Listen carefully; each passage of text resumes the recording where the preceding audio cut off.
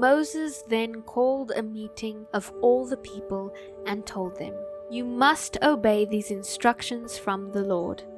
Each week, for 6 days only, you will work. The 7th day is a day of total rest, a holy day that belongs to the Lord. Anyone who works on that day will die. Do not even light fires in your homes on that day." Moses then said to all the people, "This is what the Lord has commanded. Everyone is invited to bring these offerings to the Lord: gold, silver, and bronze, blue, purple, and scarlet yarn, fine linen, goat hair for cloth, tanned ram skins, and fine goat skin leather, acacia wood, olive oil for the lamps, spices for the anointing oil, and the fragrant incense, onyx stones and other stones to be set in the ephod and the chest piece. All of you who are gifted craftsmen, please do come. Construct everything that the Lord has commanded.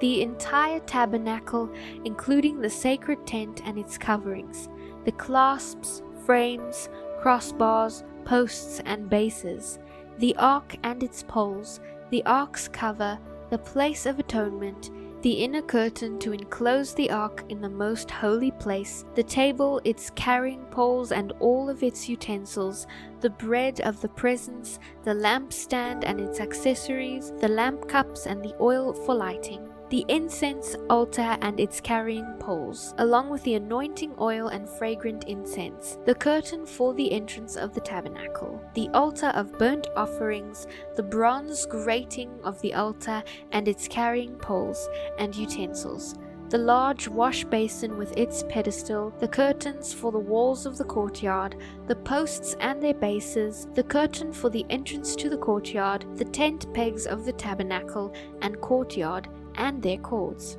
as well as the beautifully stitched clothing for the priests to wear while ministering in the holy place, the sacred garments for Aaron and his sons to wear while officiating as priests. So all the people left Moses and went to their tents to prepare their gifts. If their hearts, however, were stirred and desired to do so, they brought to the Lord their offerings of materials for the tabernacle and its furnishings and for the holy garments. Both men and women came, all whose hearts were willing. Some even brought the Lord their offerings of gold medallions, earrings, rings from their fingers and necklaces. They presented gold objects of every kind to the Lord.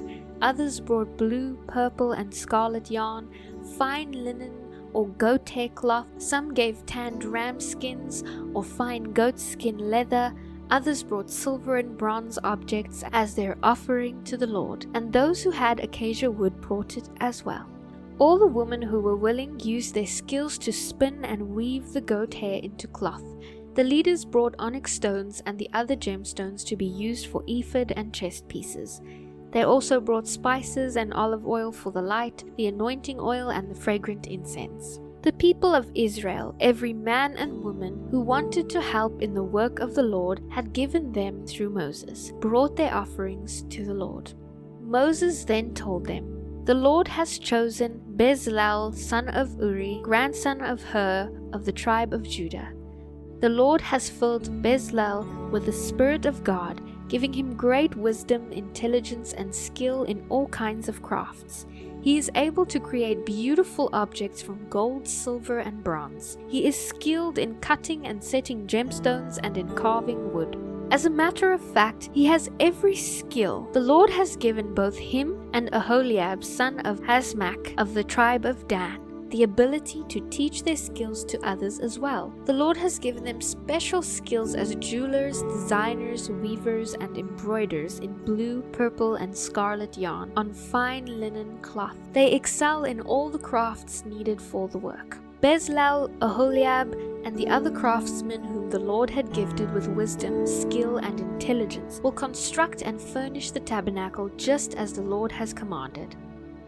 Moses then told Bezalel and Aholiab to begin the work along with all who were specially gifted by the Lord. Moses gave them the materials donated by the Lord for the completion of the sanctuary. Additional gifts were brought each morning, but finally the craftsmen left their work to meet with Moses. "We have more than enough materials on hand now to complete the job the Lord has given us to do," they exclaimed. Moses then gave them the command, and this message was sent through the camp: "But no more materials.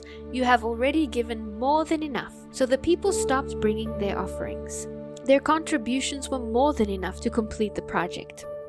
The skilled weavers first made 10 sheets from fine linen. One of the craftsmen then embroidered blue, purple, and scarlet cherubim into them. Each sheet was exactly the same size, 42 feet long and 6 feet wide. 5 of these sheets were joined together to make one set, and a second set was made of the other 5. 50 blue loops were placed along the edge of the last sheet in each set. The 50 loops along the edge of the first set of sheets matched the loops along the edge of the second set. Then 50 gold clasps were made to connect the loops on the edge of each set. Thus the tabernacle was joined together in one piece. Above the tabernacle, a roof covering was made from 11 sheets of cloth made from goat hair. Each sheet was exactly the same size, 45 feet long and 6 feet wide.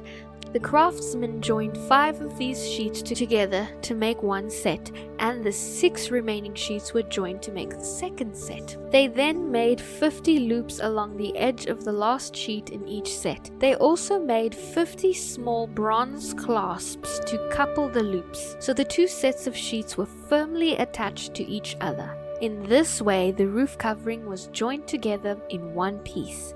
They then after that made 2 more layers for the roof covering. The first was made of tanned ram skins, and the second was made of the fine goat skin leather.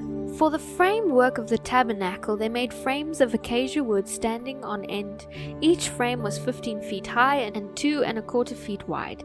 There were 2 pegs on each frame so they could be joined to the next frame. All the frames were made this way. They made 20 frames to support the south side, along with 40 silver bases, 2 for each frame. They had also made 20 frames for the north side of the tabernacle, along with 40 silver bases, 2 for each frame. The west side of the tabernacle, which was its rear, was made from 6 frames, plus an extra frame at each corner.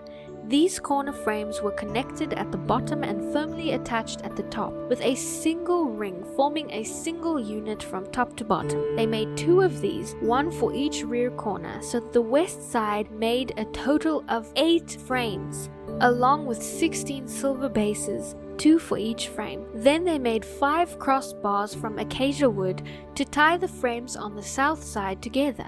They then made another 5 for the north side and 5 for the west. The middle crossbar of the 5 was halfway up the frames, along each side running from one end to the other. The frames and crossbars were all overlaid with gold. The rings used to hold the crossbars were made of pure gold. The inner curtain was made of fine linen cloth, and cherubim was skillfully embroidered into it with blue, purple, and scarlet yarn. This curtain was then attached to 4 gold hooks set into 4 posts of acacia wood. These posts were overlaid with gold and set into 4 silver bases. Thereafter they made another curtain for the entrance of the sacred tent. It was made of fine linen cloth and embroidered with blue, purple, and scarlet yarn. This curtain was connected by 5 hooks to 5 posts. The posts with this decorated tops and bands were overlaid with gold.